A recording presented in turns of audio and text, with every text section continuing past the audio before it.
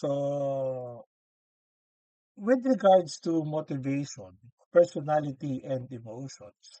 So, tulad ng sinabi ko, once there is perceptions or the interpretations of received stimuli, and then processing it will results to learning, and then through learning, nagkakaroon tayo ng mga stored memories, no? Particularly yung long-term memories. Ngayon, ang tanong is that, can those long-term memories motivates people? Okay lang, Beverly. Can those learnings, no, leads to motivation? So yan ang magandang tanong dito. So yan ang kadoktong nito. Now, can those personalities or your personality can be a motivational factor para magkaroon ng decision or o kaya naman yung iyong emotions. So, yan guys ang discussion natin for today. Now, to start with, ayan, meron akong series of pictures here and gusto kong malaman guys kung kilala niyo sila. Okay? So, this is number 1. Kilala niyo to?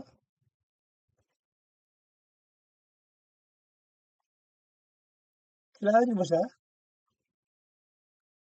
Michael Jordan. Yun. Kala ko wala The nakakakilala GOAT. kay Michael Jordan eh. Oo, the GOAT, syempre.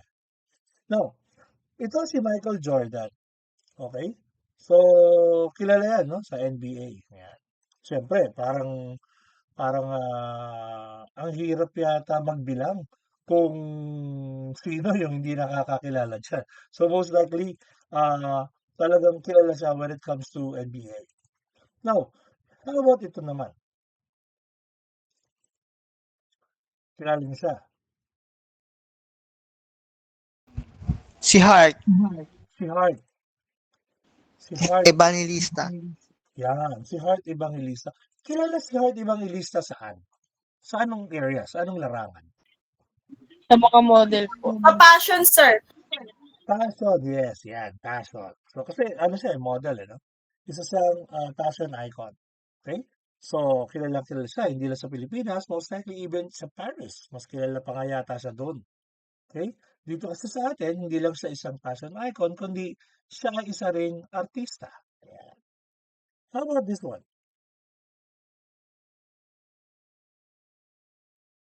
Catherine Catherine Bernardo. Bernardo. Siya, asawa ko sa sir. Uy, no.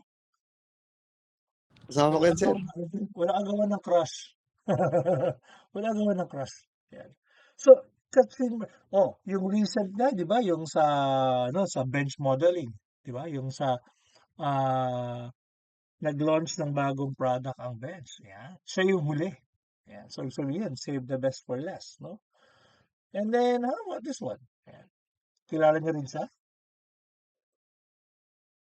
Si Janine, sir. Janine Desiderio. Tama ba? Janine Gutierrez po. Janine Gutierrez pala. Matanda na pala yung isang sinabi ko. Janine Gutierrez, isa rin sa napakagandang actress sa Pilipinas. Apo ni Pilita Corrales. Yan. Now, yan guys ay mga icons. Yan ay mga people with influence. Okay? Now, baka kala nyo tapos na. Ha? Meron pa yan. Boom. Kilala nyo yan? Alden Alden. Dane Richards. yan, sir. Si Dane yan. Ha? Hindi ko kilala tong Korean eh. Si Alden, yan kilala ko. Kasi, kamukha ng anak ko daw to eh. Sabi ng anak ko eh. Kamukha niya daw to. Ayan. So, itong mga ito guys, sila ay mga taong na merong something in common. No? Ano yun? They are all brands. Huh? Anong brands? Meron tayong, kanwari si Jordan. Isang brand yan, no? Bakit? Ang planning nga to buy Jordan 11 eh. Di ba? Jordan. So naging brand siya. Si Hart, si Catherine, ito mga ito, lahat sila naging brand. Paanong nangyari yon? Yan. Kasi in our topic guys, isa sa pinaka-importante na dapat nyung malaman dito is that people are like brands because they have personalities. Yun. So, ibig sabihin, totoo pala na yung mga pinakita ko sa inyong tao, pwedeng maging brand. Kasi nga, sila ay may personality. At yung mga brand ay may personality din, na katulad ng isang tao. Ang tawag natin dito guys ay brand personality. Okay? Now, to cut it short, kapag sinabi mo kasing brand personality, ito yung mismong brand ay mayroong personality na katulad ng isang tao. Ngayon, meron bang pagkakataon, may pagkakataon ba na parang may nakita kang isang damit na nung nakita mo siya, parang sabi mo, bagay na bagay sa akin to. Parang ginawa siya para lang talaga sa akin. Kasi Mati, parang tingin ko bagay kaagad siya sa akin. May ganun ba?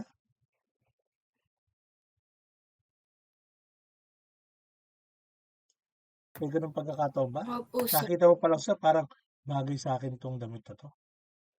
Sigurado ako bagay sa akin. May mga ganon. Kumbaga parang meant to be sa akin. Parang ganon.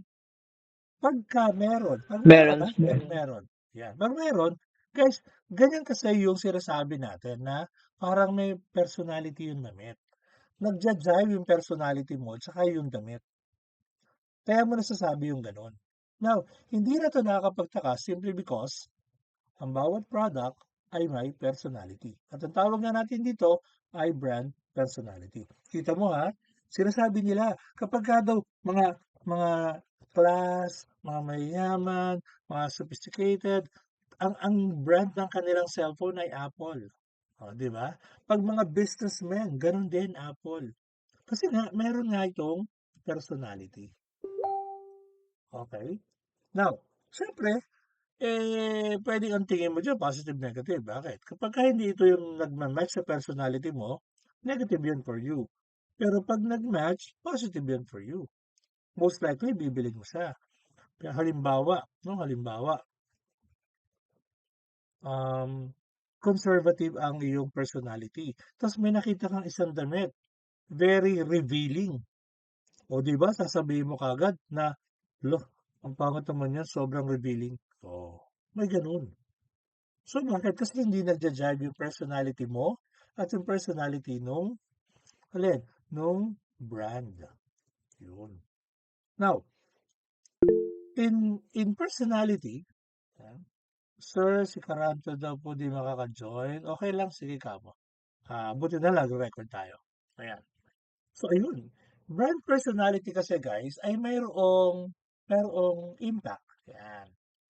'No, related kasi siya dito sa tatlong 'to. So may impact siya diyan sa tatlong 'yan, okay. So brand personality has a significant impact or related to, related to motivation, related to personality, and related to emotions. Okay. So isa-isahin muna natin. 'Pag sinabing motivation, ano ba 'yan? Kayo guys, 'pag sinabing motivation, ano 'yan para sa inyo? Yung ano sir, parang ano, kumbaga driving force sir. Good, good, exactly, driving force. Okay lang, sige Micah. Tama, motivation is a driving force. Actually, it's a force. Puwede nga natin sabihin na motivation is a drive. Something that push us. O, 'di ba? Sir, puwede ba yung motivation is an inspiration? Yes, kasi we use inspiration, we use our dream as a driving force or as motivation. Ano naman ang personality? Yan. It's a behavioral tendency or pwede sabihin natin na unique characteristics of a person. So kaya pala each and everyone is different. Sabi nila, there is no such thing as exact same personality.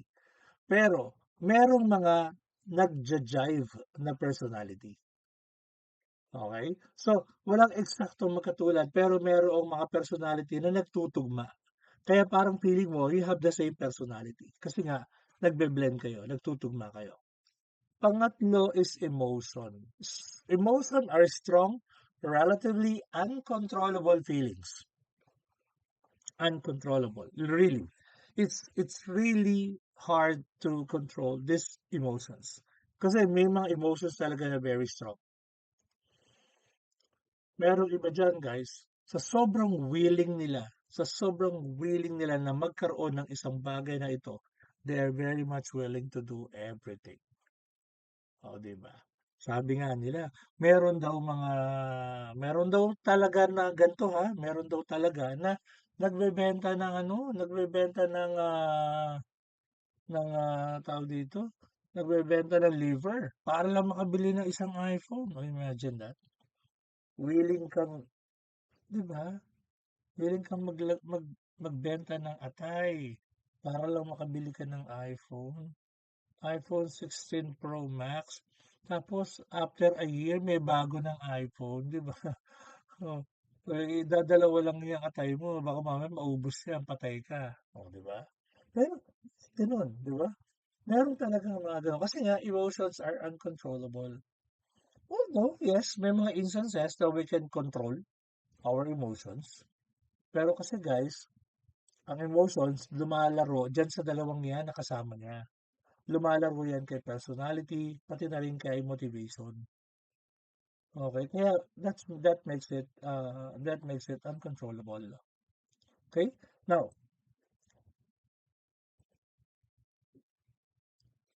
let's go with motivation. So motivation can be seen or can be defined, no? Or can be seen as reasons for behavior. Justin Lay. Ah, yes. Ano yan, Justin Lay? Hello po, sir. Yes, Justin? Ay, sige. Sir, may chat. Thank you po, sir. Okay, sige.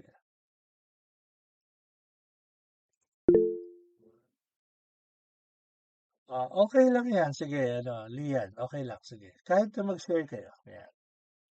Okay, ayan. So, katulad dyan. Motivation is the reason for behavior. Sabi nga nila, it's a construct representing an unobservable inner force that stimulates and compels a behavioral response. Motivation, as mentioned kanina, is a very strong driving force. It's a force that leads you into an action. Therefore, kung ang motivation ay malakas, it will result into an action. Ito, tignan nyo nga. There are people who are very much willing to travel just to buy one product. Bakit? Bakit nag-travel pa siya ng gano'n kalaya para lang sa isang product na 'yan? Kasi nga, hindi natin siya maunawaan kasi yung yung motivation niya ay hindi kasing taas ng motivation natin. Now, hindi ko yata kung on my own, hindi ko yata magagawa na mag-travel ng malayo just to buy one product. Bakit? Kasi medyo practical ako, eh. Hindi ko kailangan yung eksaktong product na yun, marami namang replacement yun, marami namang substitute yun, 'di ba? But for some, hindi, 'di ba? Iba hindi, talagang they are more than willing. Ayun. So, ibig sabihin yan ang emotion, yan ang motivation na eventually will be linked to your emotions. Kasi when you get something, no? At ito ay talagang gusto mo, you felt something. So, yun naman yung emotion side. Yun. Kaya tamo na, may interplay kasi itong tatlong to. Okay? So, ano ang moral lesson ngayon dito? Ang moral lesson, guys, is that marketers needs to make sure that there will be a reason. That there will be a reason for the consumer to buy their products. Kailangan bigyan mo ko ng dahilan para bilhin ko yung product mo. Kasi with that reason, matitrigger nito yung motivation. Ayun. Now, as to the theories of motivation, siyempre, may theories of motivation tayo. Pinakakilala dyan ay si Maslow, si Abraham Maslow, at ang kanyang Maslow's Hierarchy of Needs. Now, dito sa Maslow's Hierarchy of Needs, no, alam naman natin na ano to, may level, no? Pero ang idea kasi ni Maslow dito, guys, is that kailangan isatisfy mo muna yung lowest level, yung pinaka-basic. So magsimula ka sa physiological, next yung safety, next yung love and belonging, next yung esteem, at huling-huli yung self-actualization. So ganun daw dapat, no? Kasi bakit? Kailangan masatisfy mo muna, ma-full mo muna yung pinakamababa. Hindi ka pwede mag-jump. Yun ang idea niya. Ngayon, sa mga marketeer na katulad natin, no, anong gamit nito? No? Anong gamit ng Maslow's Hierarchy of Needs? Now, pwede natin gamitin yung mga yan by becoming part of the process. Halimbawa, o yan, physiological needs. Diba? A need for food, water, sleep, and to an extent, sex, kasama talaga, are physiological motives. So, ano gagawin natin? We provide. Kailangan nila ng pagkain, we provide. Diba? Yun ang purpose ng yun ang purpose ng company, di ba? Ng mga marketer to provide the needs, to supply the needs, to provide satisfaction. Kailangan ng food, pero takot tumaba. Bigyan natin sila ng mga pagkain na diet friendly. Sir, gusto ko pong pumayat. Pero sabi kailangan magbawas daw ka ng sweet. Mahilig po akong magkape. Hindi ko naman po kayang magkape ng walang asukal. Okay. Bibigyan ka namin ng sugar-free. Kaya nga may 3-in-1 pa nga yan. 3-in-1 sugar-free. Sir, mahilig po kasi ako mag-soft drink. Okay. Coke, zero. See? They provide. Gets na? Thumbs up na lang kung oo, thumbs down naman kung medyo malabo. Yes. Ayan. Magtatanong ba yan si Jillian? Hindi naman. Thumbs up. Ayun. Okay. Buti na lang may isang nakikinig sa akin.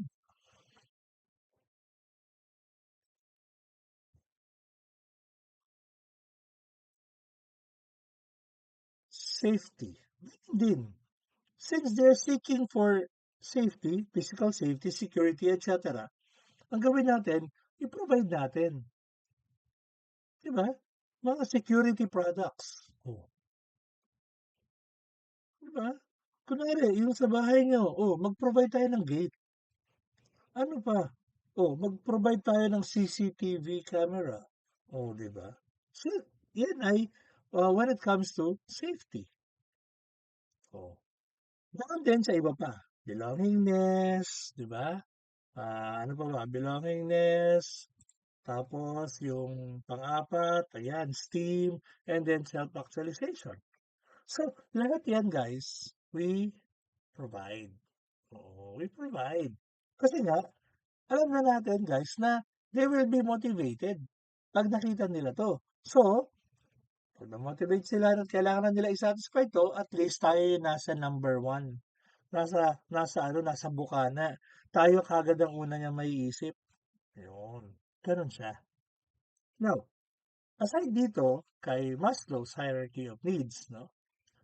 Ayan, nandyan din si McGuire. Si McGuire, guys, mas komplikado yung sinabi niya.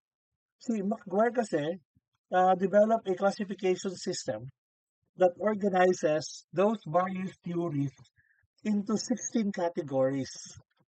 Imagine, 16 categories. For this system helps marketeer like us isolate motives likely to be involved in various consumptions. So, sir, katulad din pala siya nung kay Maslow. Oo naman. Ang point pa rin natin guys dito is maging part. Maging part pa rin. Maging part ng consumption patterns. Maging part ng processing. Okay? Ngayon, si McGuire, 16 categories nga to, no? Medyo marami. Naging ano siya, 4x4. Oo. 4x4 ang category niya. Sa bawat, there are 4 categories, tapos, bawat category, merong 4. Kaya 4x4. Kaya ang dami. Okay? So, basically, ano ang meron doon? We have cognitive, we have affective, then preservation, at saka yung growth. Okay. In short, kapag sinabing cognitive, this has something to do with adaptability. Okay. And it has something to do with knowledge. Okay. Knowledge, achieving a sense of meaning. Okay. Kaya knowledge. Pagka cognitive, it's more on knowledge base. Affective naman, affective motives deals with the need to reach a satisfying feeling. Feeling, affective kasi yan, or emotions. Okay? Preservation, emphasize the individual as striving to maintain equilibrium or maintaining balance. Samantalang si growth, emphasize development. So, yung 4 na yan, guys, yan ang 4 na ginawa niyang pinakaparang category. Though each one ay meron pang 4 subcategories. O, kasi minix-mix niya tong 4 na to eh. Okay? So, kasi sabi niya, kailangan maintindihan ng mga marketeer isa-isa kung ano yung mga motives na to so that they can address it properly.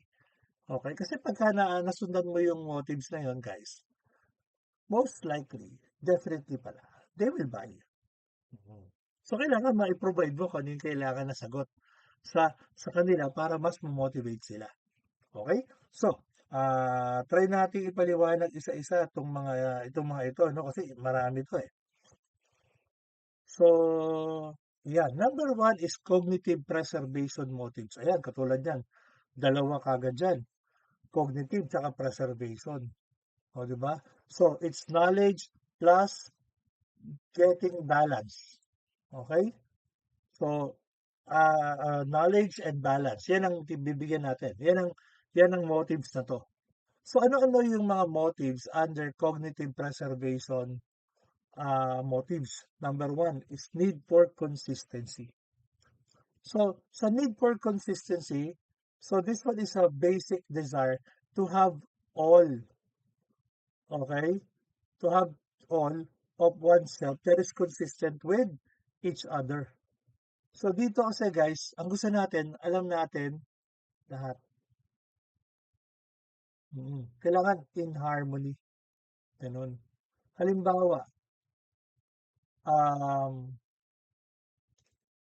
may mga tao na motivated bumili ng mga discounted products kasi they think na nakuha na nila yung product na gusto nila, nakasave pa sila.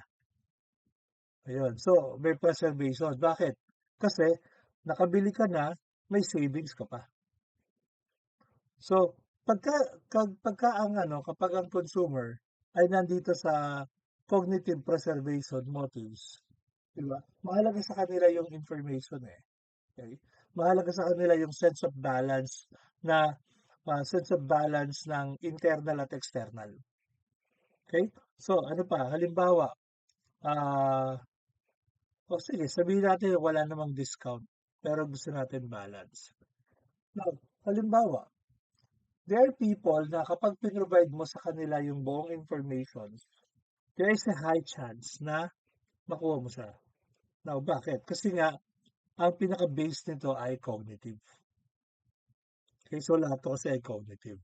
So, ibig sabihin, sa lahat na to, sa 4 na to, napaka-importante ang informations. Napaka-importante ang knowledge.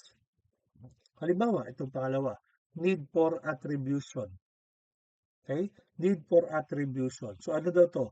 Active external. At nandito yung attribution theory. Now, this suggests that individuals observe behavior, attempts to determine whether it is internal or externally caused. With this, there is a set of motives, no, that deals with our need to determine who or what causes the things that happens to us and relates it to an area of certain research called the attribution theory. So, paano to? May dalawang klase kasi ng attribution, yung internal at saka external. Sa internal attribution, the individual believes that the behavior or the outcome is due to characteristics of a person's, okay, involved, such as giving efforts, using their abilities or personality. Sa external naman, it believes that behaviors or outcome is due to external factors such as situations or lucky, simply lucky, o kaya naman dahil sa other people's actions. So yan ang sa need for attribution. So ibig sabihin, ito, nabili ko to because of my own effort. Ganun siya. So pagka ganun, internal yon. Most likely kayo guys, no? Pagka meron kayo isang bagay na gusto bilhin, nag-iipon ka talaga. Okay? Pag-iipunan ko to. Bakit? Kasi gusto ko to. Yan. Ano yan? Need for attribution yan. Internal attribution yan. Pero yung, nabili mo lang naman yan kasi kasi nakapaldo ka nung nakaraan eh. Nakachamba ka ng nakachamba ka ng jackpot eh. Yan. So ano lang yun? Swerte lang. External yun. Oh. Diba? Yun siya. Ganon siya. Okay? Need to categorize. Ito naman ay passive internal. Passive, ibig sabihin, pa-forward yan. Okay? So dito, they categorize and organize the vast arrays of informations and experiences. So anong ibig sabihin? No? Pag nag-gather nila yung information, sinitignan nila ano yung pinaka-importante doon. Halimbawa, price. May mga nagde-decide dahil sa price. Na ano? Kaya ito kinuha ko kasi mahal to. Ibig sabihin, kung mahal to, maganda to. Ibig sabihin, kung mahal to, mataas ang quality nito. Yung iba naman, kabaligtaran. Yan na lang. Pwede na yan. At least yan, mura. Palagay ko may nakaka-relate sa inyo yan. Diba? Hindi naman kikibu yan. Bakit ako bibili ng original na sapatos? Meron namang mga top grade. Pareho lang naman yan. Magkano yung original? 6,000. Top grade, 800 lang. Diba? Sapatos din naman yun. Isusuot mo rin yun. Sasayad din yun sa simento tsaka sa lupa. Pareho lang yan. See? May mga ganun tayo. So, kung ganyan pala ang takbo ng motivations mo, madali ka makukumbinse kapag nag-offer sa'yo ng mas mura. So, yan guys ang need to categorize.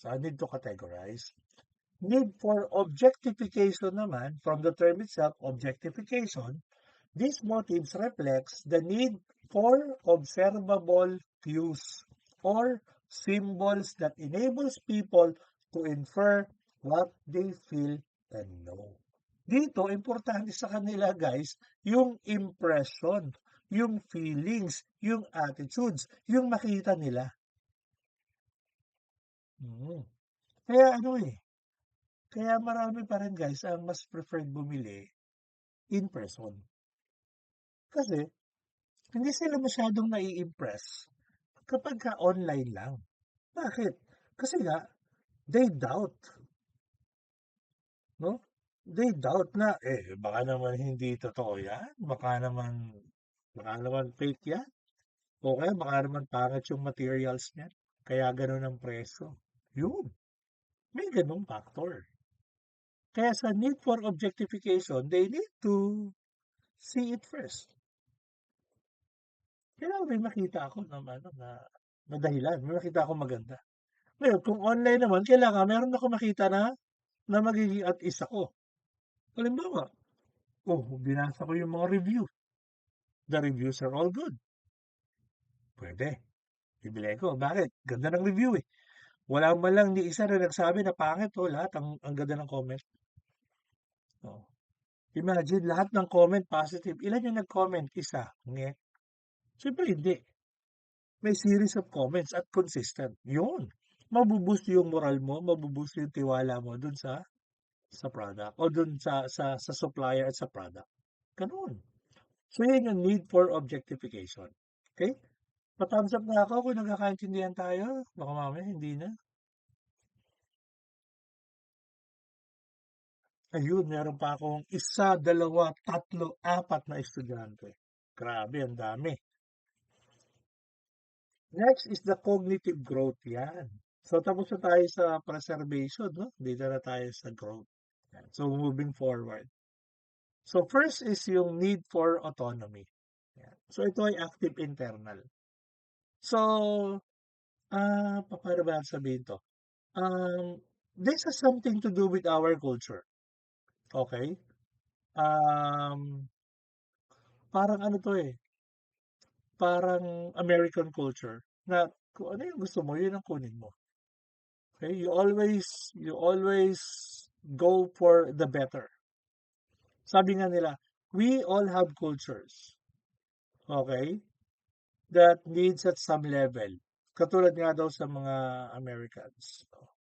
They taught us that proper and even essentials to express and fulfill these needs.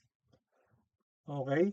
So hindi ito katulad ng hindi ito katulad sa mga Hapon na kung minsan we can control our desire, we can control our needs. Sa American kasi pag kailangan mo, kailangan mo. Pag kailangan mo, bilhin mo. Kung kailangan magkaroon ka. Ganun siya. So kumbaga, I can make my own decision. I can make decisions. I can decide even on my own. Yan. So kung ito gusto ko dahil alam ko na ito ay mas magiging maganda para sa akin and then that's it. Ganun. Pangalawa is need for stimulation. Active external. So nasa labas. Ito kanina, active internal, nasa loob. Kaya nga ako to eh. Okay, ako to. So itong gusto ko. Yan. Dito naman, people seek variety and differences out of a need for stimulation. Katulad nga daw yan sa mga variety-seeking behavior na madalas as switching. Dito, kaya sa need for simulation, kasi gusto natin sana makita at gusto natin na meron pa tayong ibang malalaman o mababasa kung bakit siya ang dapat natin kunin o bakit siya ang dapat natin piliin. Kaya lang, siyempre, as time pass by, nagbabago yan.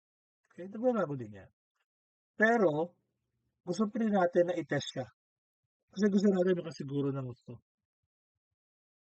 Kasi baka nga naman mamaya, ganda sa picture, pagdating naman sa actual, majonget, di ba? Yan. Next is the teleological needs. So ito ay passive din, passive internal.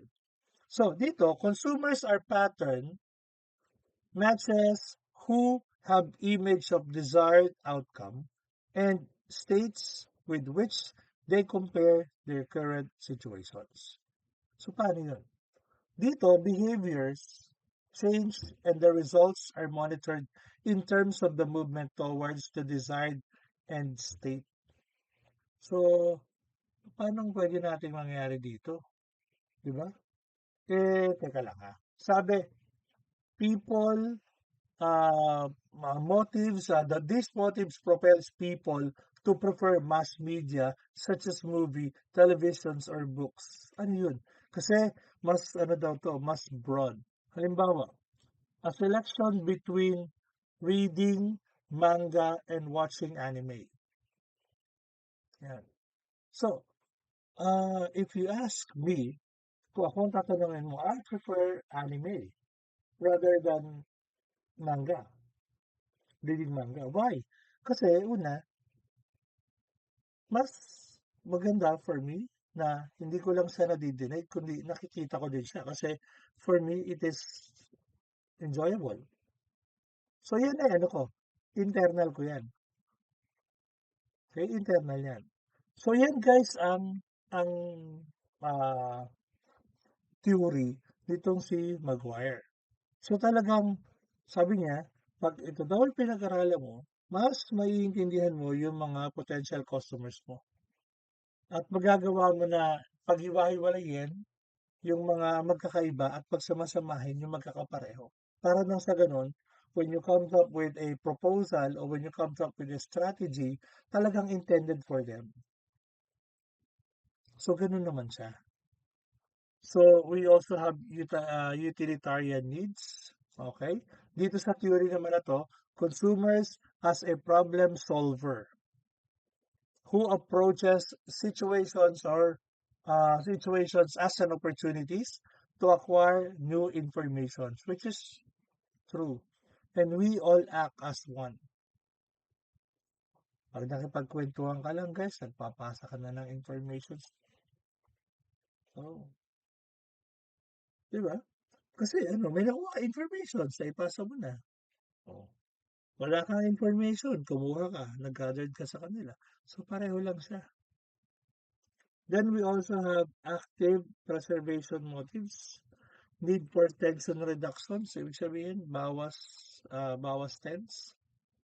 Diba? Kasi lahat naman tayo ay nakaka-encounter ng tensions. Diba? Kaya pala may mga product for relaxation. Oo, diba? May mga product that can be used to unwind, to reduce the stress. Need for expression is also an active external. So this one deals with the need to identify, express one's identity to others, ipakilala. So dito, people feels the need to let others knows who and what they are and by their actions, which includes the purchase and use of goods. Oh, sir, ito pala yung mga parang mga taong medyo payabang. Paano payabang? Yung pag may bago, they flaunt. Di ba? Pagka bago, winawagayway. Halimbawa, bago yung TV. Wow, ang lakas ng TV nila. Bago kasi. Wow, meron na naman video ka sa kanila. Siyempre, bago speaker eh. Kailangan malakas. O, yun. May ganun. Need for expression. So, tayo, no? Pag bumili tayo, tulad yan, cellphone, lagi natin iniisip yung hindi lang yung use, kundi, siyempre, kailangan maganda. Kaya naman kung makita nila, tapos pangit ang phone ko. May mga ganun. Kaya pala yung mga product pinapaganda, oo. Kaya pinapaganda yung mga product. Kasi alam nila malakas ang impact ng magandang product. Yung, marami may gusto ng ganito eh. Yung mga makulay, yung masyado maraming ilaw-ilaw. Hindi ko na-appreciate kasi yung ganun. Para kasi example, yung mga maraming abubot na ilaw-ilaw kahit hindi naman kailangan. Yun. Hindi ako attracted sa ganun. Kasi bakit? Parang disco ball. Ganun ang datingan. Ayun. So, yeah, iba-iba kasi talaga tayo. Iba-iba tayo. So, need for ego defense, need for reinforcement, at yung huli nito is ito na. Ayan. The effective growth motives. So, lahat nito guys, ganun din. Tulad nito. Need for assertion. Okay, ito ako eh. Yan, ito ako eh. Ipupush mo yan. Oo. So, sabi nga, people are competitive achievers who seek success, admirations, and dominance. So, ikaw, ganun din. Ipapakita mo to. Eto ako. Eto mga nagawa ko. Ang daming politikong ganyan. Yung feeling mo, utang na loob mo sa kanila yung ginawa nila, trabaho naman nila yun. Yun. Need for affiliation. Active external yan kasi sa labas. Okay? Dito naman, we join group for affiliations. Siyempre, ikaw ba naman ang member ng Ghostbuster, di ba? Siyempre, pagbamalaki mo yan. Yun. Halimbawa, merong isang sikat na grupo sa lugar nyo. Ikaw naman, gusto mong maging member nun. Ayun. Effort ka talaga. Oh. Ganun siya. Need for identification para ikaw naman ay magkaroon ng sariling identity. O, di ba? And modeling. Yan. So, yan guys, yung 16 na binigay ni Maguire. So, napakadami. So, with this daw, dapat makilala ng mga marketer kung sino ba talaga ang kanilang customers. Para alam daw nila kung paano ito atakihin. Eh, syempre nga naman, minsan hindi nag-work yung generic. Kailangan mo ng specific, no? Para doon sa para doon sa ganung klase ng customers. Ayan. Discovering purchase motives. Yun. Latent motive and manifest motives. So, ano ba ang pinagkaiba nitong manifest at saka nitong latent? No? Sabi, dito, the first group of motives mentioned above, yung kanina, were known to the consumers and admitted to researchers. Motives that are known and freely admitted are called manifest motive. So, yung mga freely accepted, freely admitted are manifest motives. Any of those motives who have discussed can be a manifest. However, motives that conforms to a society's prevailing value system are most likely to be manifest than are those conflict with the values. So the second group of motives described above are either unknown, no, to consumer, or were such that he or she was reluctant. Okay? So ito naman yung latent motive. So yung latent ay yung nasa isip mo, yung manifest yung sinasabi mo. Minsan, no? Minsan, iba yung nasa isip mo sa sinasabi mo. Yan yun. Nag-gets nyo? Nag-gets nyo ba? Wala, hindi. Hindi nyo nag-gets? For example, meron ka naiisip, pero iba yung sinasabi mo. Parang gano'n yan. Okay? Halimbawa, pagka merong isang product na gusto mo talaga siyang bilhin, pero parang medyo hesitant ka pa ng konti. Yan. Pero gusto mo talaga siya. Okay? So, paano ginagawa mo? Ayan. At the back of your mind, kailangan makatawad ako kasi ganito lang ang pera ko. So, kailangan makatawad ako para mabili ko pa rin siya. Ayan. So, ang tendency, magtatanong ka. No? Tatanong ka. May statement ka. Na una, siguro baka alamin mo kung magkano. Eh, kung minsan nakakatakot magtanong ng magkano kasi sobrang mahal pala, no? Mapapaso ka lang. So, pwede ka mag-isip ng ibang tanong para magawa yung pangyayari na maitanong mo sa kanya kung magkano. Freely. Ganun yung latent motives. So, madalas, kung ano sinasabi ng mind o ng heart, no? Ay nagagawa. Pero madalas, hindi siya masabi, kaya pinadadaan sa ibang channel para lang masabi. Yun ang manifest. Okay. So, yan. Okay, siguro I will stop here na. Medyo 27 na lang tayo. So, I will continue na lang yung recording, no? Para you can have it. By the way, guys, ang ating exam ay in person ulit.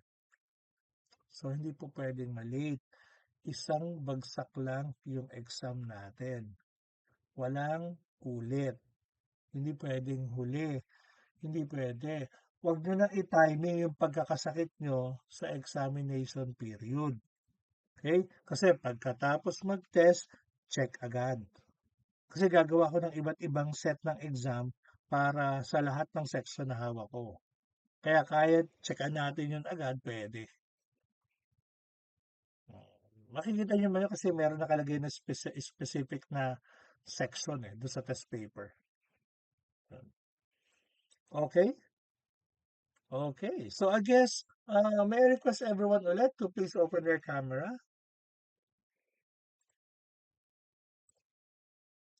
May I request everyone to open their camera.